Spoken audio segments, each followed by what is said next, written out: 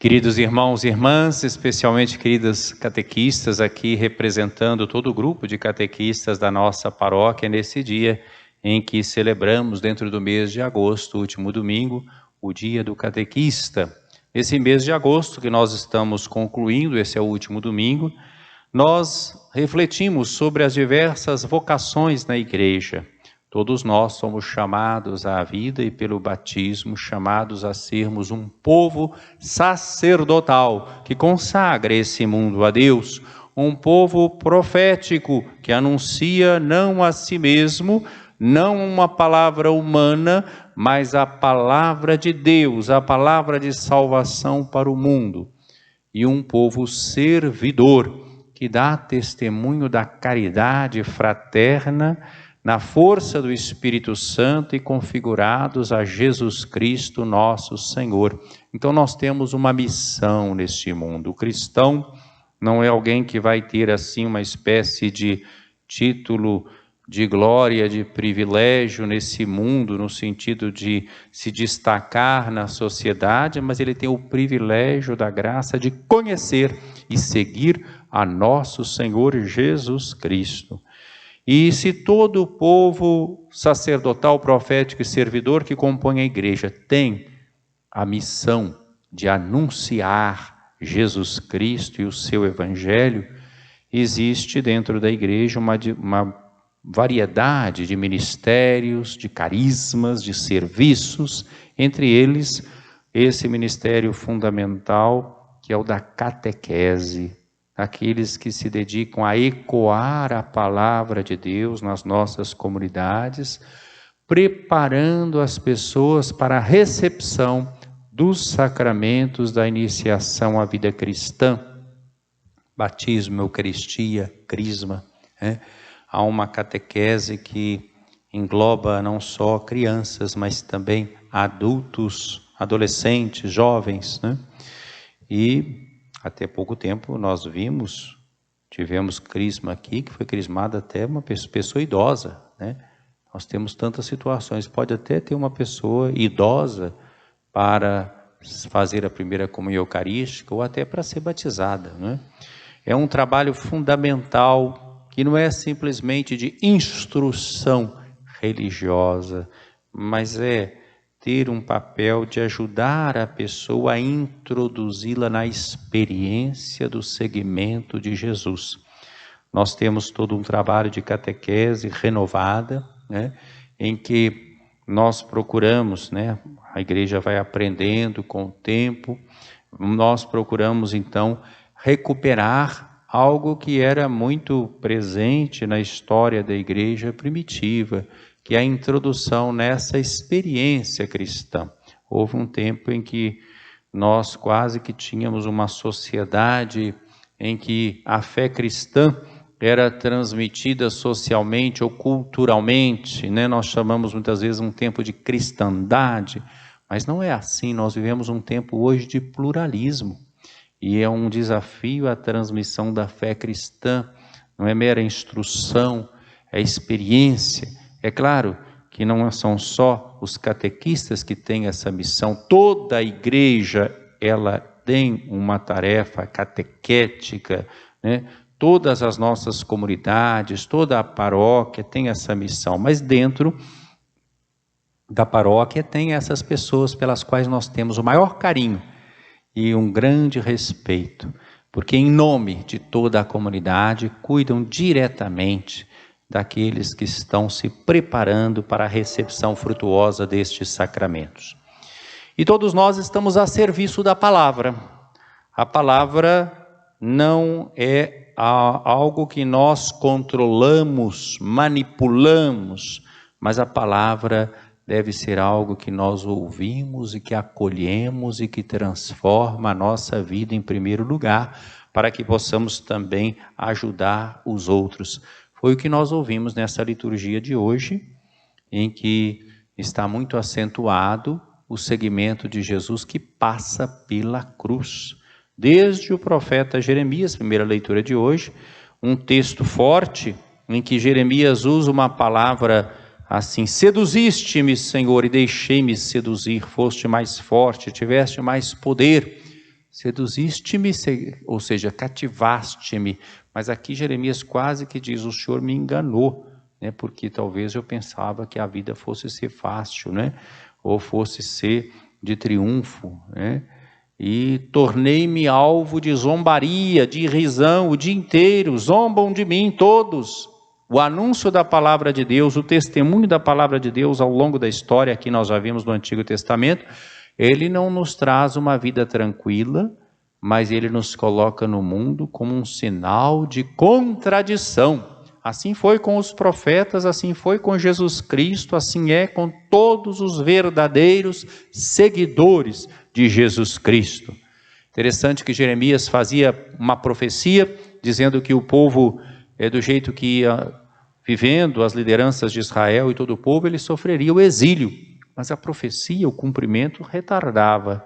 Porém, a zombaria já era imediata, né? A perseguição já era imediata. Então, todas as vezes que falo, levanto a voz, clamando contra a maldade, invocando calamidades, a palavra do Senhor tornou-se para mim fonte de vergonha, de chacota o dia inteiro. Então, anunciar a palavra de Deus não significa vida fácil, né? Jeremias chega a ter um momento de desânimo. Às vezes a gente pode ter um desânimo no anúncio da palavra de Deus. Disse comigo, não quero mais lembrar-me disso, nem falar mais em nome dele. É uma revolta do profeta.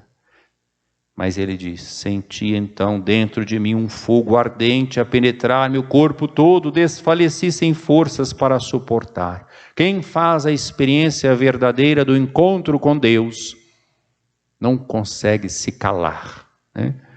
Então, mesmo que em algum momento da vida, alguém possa desanimar no seu ministério, no seu testemunho, a palavra de Deus não nos deixa numa zona de conforto, de preguiça missionária, mas ela nos interpela. Como diz Paulo, a caridade de Cristo me impele quando eu considero que um só morreu por todos, deu a vida por todos.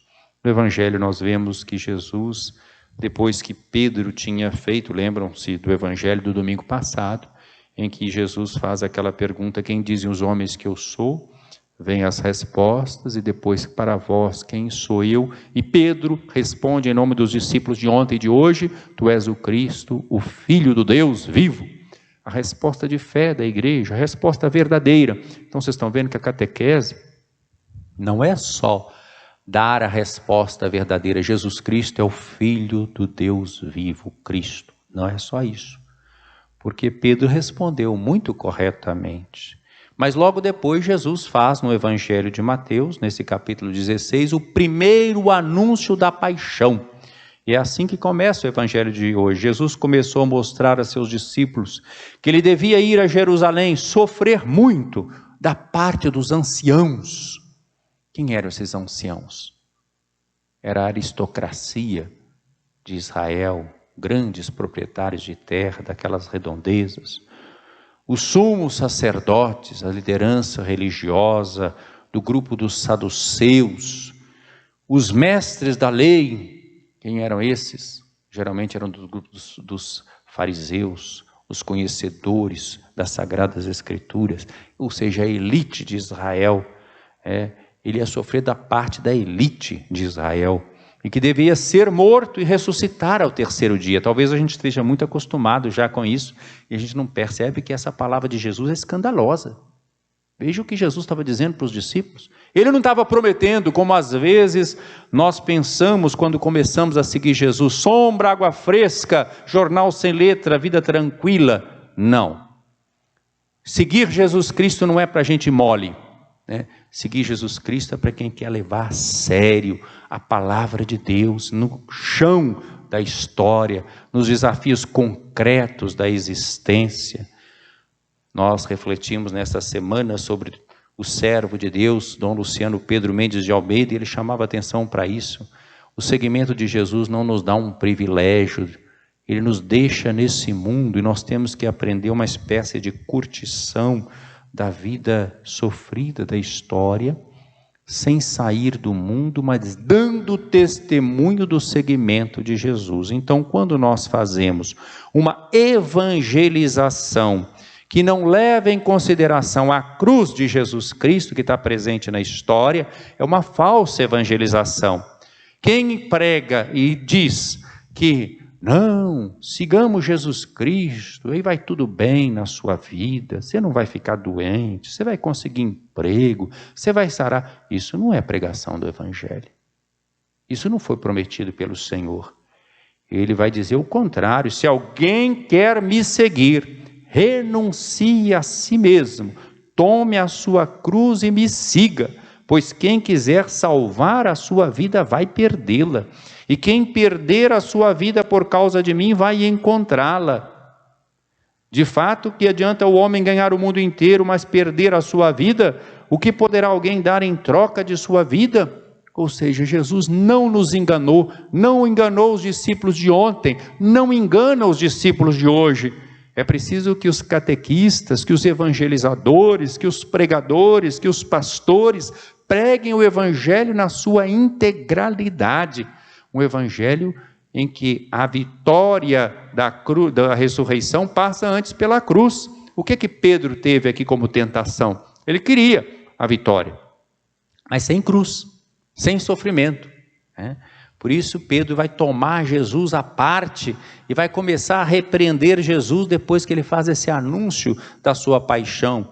Deus não permita tal coisa, Senhor, que isso nunca te aconteça. Jesus, porém, voltou-se para Pedro e disse palavras duríssimas. Jesus, que no domingo passado nós ouvimos o trecho imediatamente anterior a esse, elogiar a Pedro.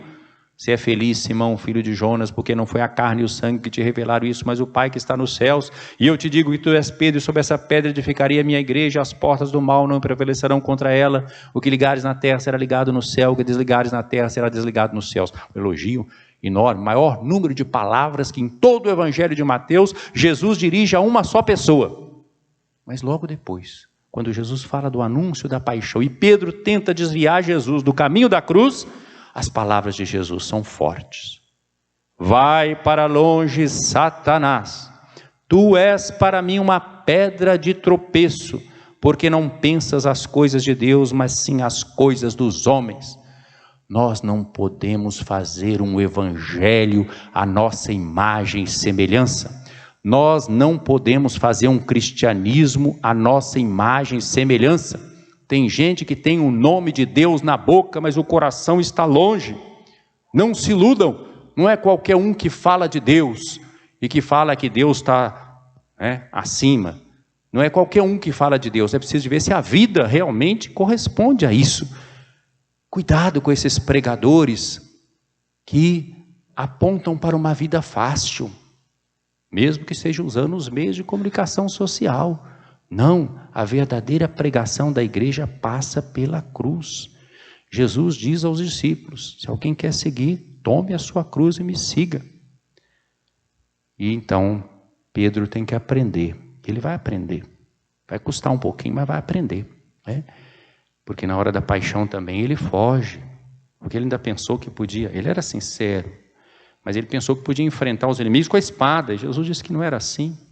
A cruz mostra que a maneira de Deus vencer o mal não é respondendo ao mal com o mal, não é usando as mesmas armas do mal, mas a maneira de Deus responder é a maneira do amor. É isso que é a cruz.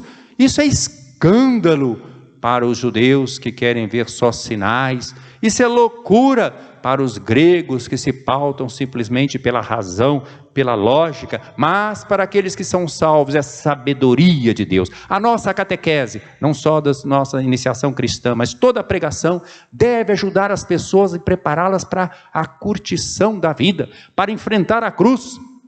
Quem realmente está ancorado na palavra de Deus e participa dos sacramentos, não tem medo de pandemia, não tem medo de enfermidade, não tem medo de morte.